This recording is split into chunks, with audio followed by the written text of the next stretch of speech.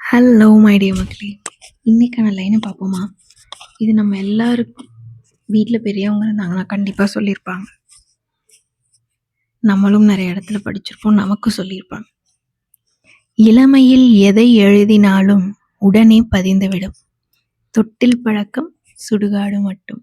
சொல்லுவாங்கள்ல, நம்ம சின்ன வயசில் குழந்தைங்க மண்டையில் எவ்வளோ நீங்கள் இன்ஃபர்மேஷனை கொட்டுங்க, எவ்வளோ சீட்ஸை போடுங்க, it all becomes a very well grown tree, plant, எதுவாக வேணால் வளரும்.